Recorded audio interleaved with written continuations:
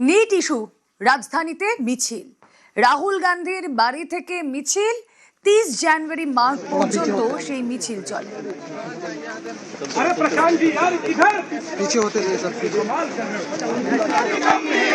क्या सरकार निकम्मी है, वो सरकार बदलनी है, क्या सरकार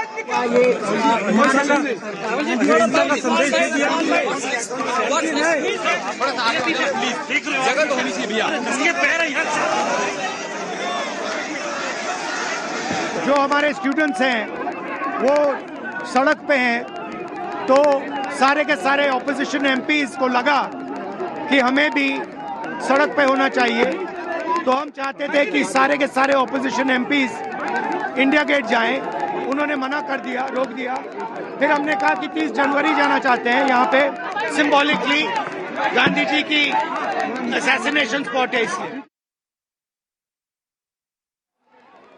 गैस चलाई जा रही है, वाटर गन्स चलाए जा रहे हैं। हम ये मैसेज, ये संदेश देने आए हैं सरकार को, देश को, कि हमारी देश की नींव क्या है और हमारे देश का मतलब क्या है। महात्मा गांधी जी लड़े किस लिए थे? जो महात्मा गांधी जी ने किया और हमारी देश के किसानों ने किया, गरीबों ने किया, वो एक बहुत ही अनोखा रेवोल्यूशन था, बहुत ही अनोखी मूवमेंट थी, क्योंकि उसमें किसी पे हाथ नहीं उठा। आज उसी देश के बच्चों को आप इसलिए पीट रहे हैं क्योंकि वो अपना अधिकार मांग रहे हैं। तो हम सबको दिख रहा है कि कितना गलत हो रहा है। आज हम इसी देश में वो लोकतंत्र खत्म करने जा रहे हैं। जोर जुलूम में के टक्कर में संघर्ष हमारा नारा है। अपोजिशन पार्टीज सब हम एक साथ मिलके ये जुलूस करके आए हैं। हमारा मांग है धर्मेंद्र प्रधान का इस्तीफा।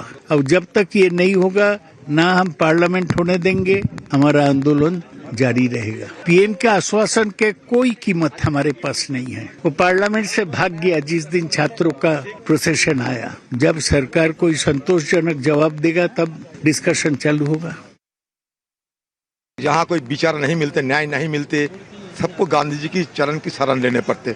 हमें भी लिए हैं। छात्र छात्रा की जिंदगी अभी खतरे में गुजार रहे हैं ये सरकार की नीति के चलते। और ये सरकार ये सारे भ्रष्टाचार को किस तरीके की मदद कर रहे हैं कि इतने सारे छात्रों का आंदोलन होने से बावजूद ये सरकार अपना शिक्षा मंत्री को त्याग पत्र देने के लिए मनाने नहीं सके। सारे देश और दुनिया में इस सरकार की निंदा जता रहे हैं। ये सरकार नहीं समझ पाते हैं। যন্তর মন্তরে ককরোচ জমায়েতে বার্তা মোদির, যুব সমাজের কল্যাণের চেয়ে গুরুত্বপূর্ণ আর কিছু নয়। এক্স হ্যান্ডেলে লিখেছেন মোদি, প্রশ্নপত্র ফাঁসের ঘটনায় অভিযুক্তদের বিরুদ্ধে দ্রুত ও কঠোর শাস্তি নিশ্চিত করতে আমরা ফাস্ট ট্র্যাক আদালত গঠনের সিদ্ধান্ত নিয়েছি। এ বিষয়ে প্রয়োজনীয় পদক্ষেপের জন্য সংশ্লিষ্ট কর্তৃপক্ষ আধিকারিকদের নির্দেশ দিয়েছি। এটি পড়ুয়াদের স্বার্থ সুরক্ষায় আমাদের ধারাবাহিক উদ্যোগেরই অংশ। যারা যুব সমাজের ভবিষ্যৎ নিয়ে ছিনিমিনি খেলতে চাইবেন তাদের কাউকে রেয়াত করা হবে না।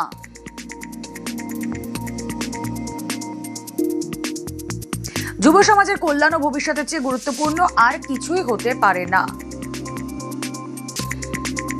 कि हम हर विषय की जांच के लिए तैयार हैं। फास्ट ट्रैक कोर्ट लाएंगे ताकि जो लोग भी इसके अपराधी हैं, जो लोग भी दोषी हैं, उनको कार्रवाई हो। और हम ये सुनिश्चित करेंगे कि हम किसी भी दोषी को बख्शा नहीं जाए। और नरेंद्र मोदी जी जब संकल्प लेते हैं तो देश की जानता है, दुनिया जानती है कि नरेंद्र मोदी का संकल्प का मतलब होता है उसको सिद्धि तक पहुंचाना। রাহুল গান্ধীর 3 দফা দাবি রয়েছে। কেন্দ্রীয় শিক্ষামন্ত্রী পদত্যাগের দাবিতে রাহুল গান্ধী অনড়। পড়ুয়াদের কাছে ক্ষমা চাওয়ার দাবি রাহুল গান্ধী। ছাত্রদের উপর যাদের হামলা তাদের বিরুদ্ধে পদক্ষেপের দাবি।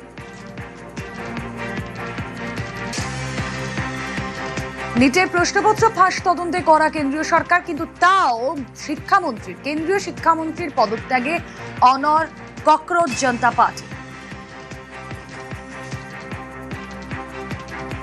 আন্দোলনজীবীরা সরকারকে বিব্রত করার ষড়যন্ত্র করছে, বিদেশিদের দালালি করতে উস্কাচ্ছে তোপ দিলীপ ঘোষের।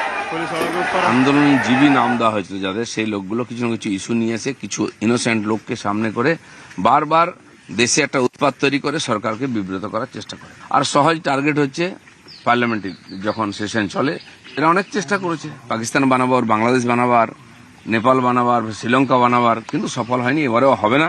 সেই একই কুশীলবরা যারা কিষাণ আন্দোলন করে, তারা ছাত্র আন্দোলন করে, তারা মহিলা আন্দোলন করে, এরা হচ্ছে পেশাদার বিদেশি লোকেদের কাঠের পুতুল।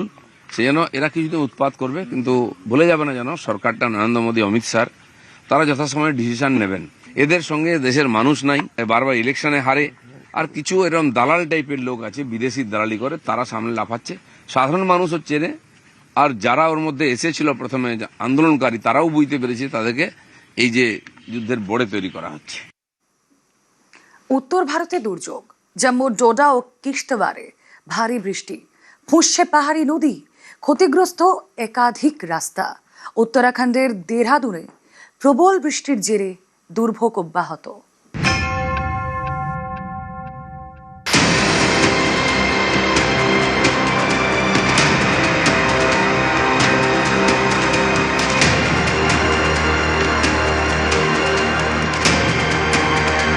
তমসা নদীতে তীব্র স্রোত,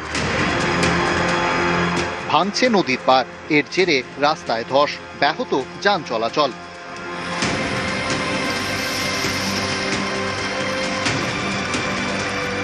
এই ছবি উত্তরাখণ্ডের দেহরাদুনের।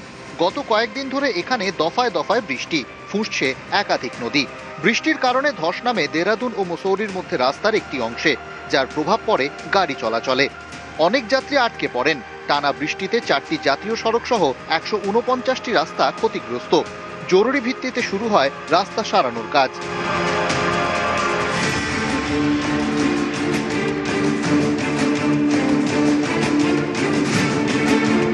জম্মুর ডোডা এবং কিস্তওয়ার, এই দুই জেলাতেও কয়েকদিন ধরে ভারী বৃষ্টি।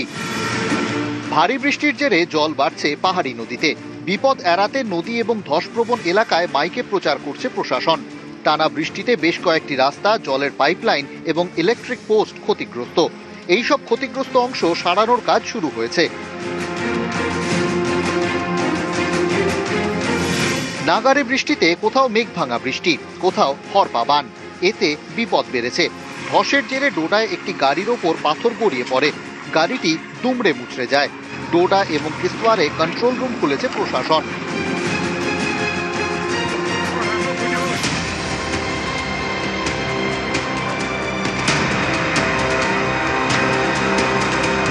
উত্তর ভারতের নানা জায়গায় নাগারে বৃষ্টি। ঝাড়খণ্ডের চাইবাসাতেও প্রবল বৃষ্টি, বাড়ছে বিভিন্ন নদীর জলস্তর, জল উঠে পড়ে রাস্তাতেও। নিউজ 18 বাংলা। পাথর পাচার রুখতে পুলিশের অ্যাকশন, পুলিশের তাড়ায় কি অবস্থা দেখুন। নদীতে আটকে ট্রাক্টর। ঘিস নদী থেকে পাথর পাচারের অভিযোগ। জলপাইগুড়ির ওদলাবাড়িতে পুলিশি অভিযান আর পুলিশি ধাওয়া থেকে বাঁচতেই নদীপথে পালানোর চেষ্টা, তারপর নদীর মাঝেই পাথর বোঝাই ট্রাক্টর আটকে পড়ে। অল্পের জন্য ট্রাক্টর চালকের প্রাণ রক্ষা।